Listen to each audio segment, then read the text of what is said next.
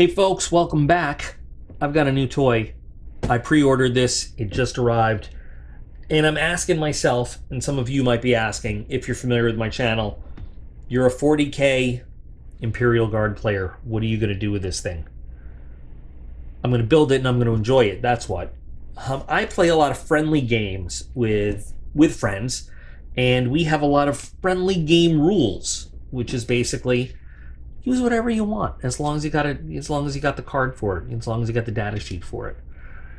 So I remember that this used to just be a resin model from Forge World, but as soon as I saw it was coming out in plastic, I said, you know what, it's a cool little thing to have. I'm gonna get it.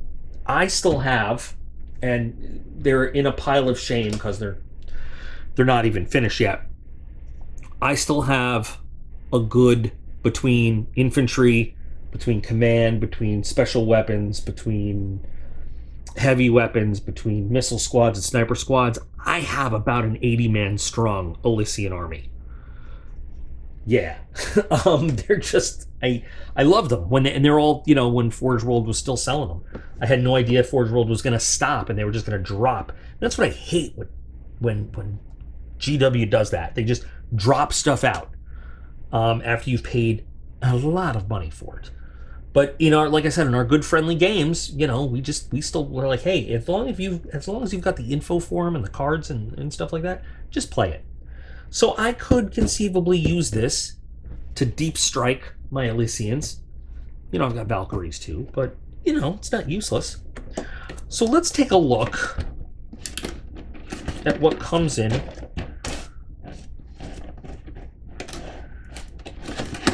this box, this all plastic version. Let's talk about what the Arvus lighter is. So the Arvus lighter is a smaller version of the Arvus transport. I was wondering if I said that right. Oh, that's a cool flight stand. That's different. The Arvus transport is a larger thing. The Arvus lighter, that's what's called the Arvus lighter. It's a smaller transport. It can do orbital and void work. It's completely pressurized, and in fact, on a hostile planet, a crew and some passengers can survive on the inside of this thing for quite a while. Has no weapons, but it does have a gunner. It has one gunner on the rear ramp, and it has flare launchers, which are totally defensive in nature. So let's see. Looks like we've got 3 big sprue and then separate. Now this is great because the Forge World one had if you ever put together a Forge World resin model, they either give you no glazing for the windows at all, or they give you this terrible one big solid sheet of acetate that you have to cut into the right shapes. It's great that they just give you the window panes to use for this.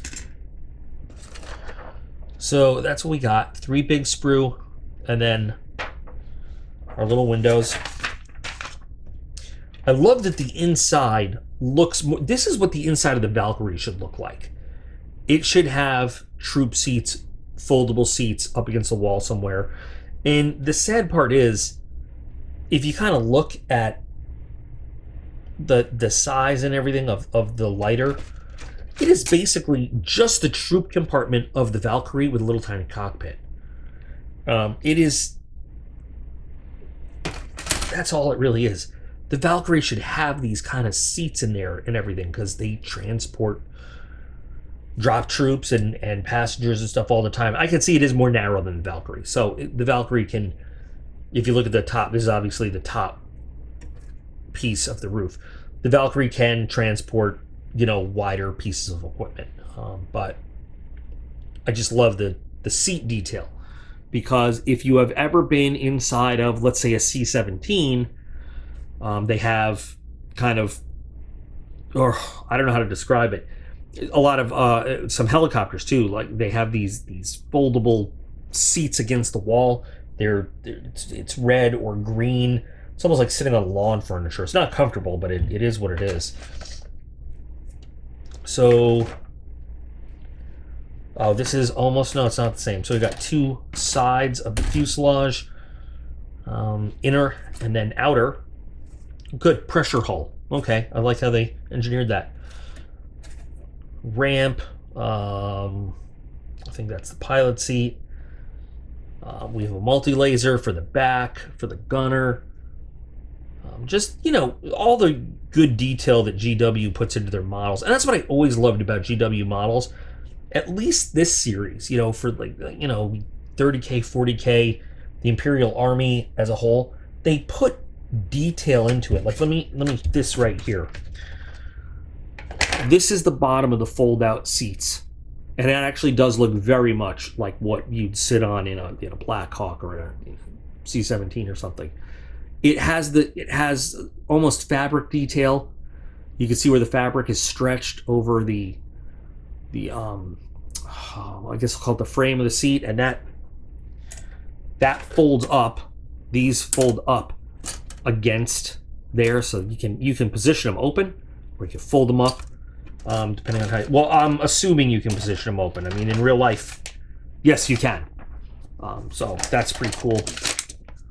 We've got gunner pieces. I mean, it looks almost like a Valkyrie Mini is really what it looks like. Especially look at the wings and everything. So that's flight stand. And come on, work with me here. I don't know why I'm unable to pick this up. I've never seen these decals before, these transfers before, but they're cool.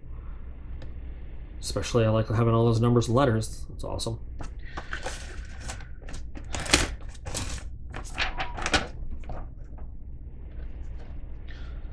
So, for putting this together, I think really, so put together the outer and the inner, and then we're going to airbrush the interior color, do all the painting of the seats and all the detailing work, because I have a feeling once we put it all together, we're not going to get to that interior again. Yep, and then put that together, paint that bulkhead and the sides and everything and the floor, do the weathering that we need to do. So all that interior work, if you ever built a Valkyrie, or any model aircraft that has an interior, you know, you got to do these. You got to take all those steps and take all that time before you put it together. This will be last. We won't put these windows in until the very last step once we get everything else done, because what we will do is put masking tape from the outside to protect what's inside when we do all of our spraying, painting, gloss coating, dull coating, flat coating, and everything else. So it really does look like a Valkyrie, just like the Valkyrie cargo compartment, basically with a little tiny cockpit stuck to it. Oh, I love that. Look at that. World War II style Spitfire Hurricane ring stick.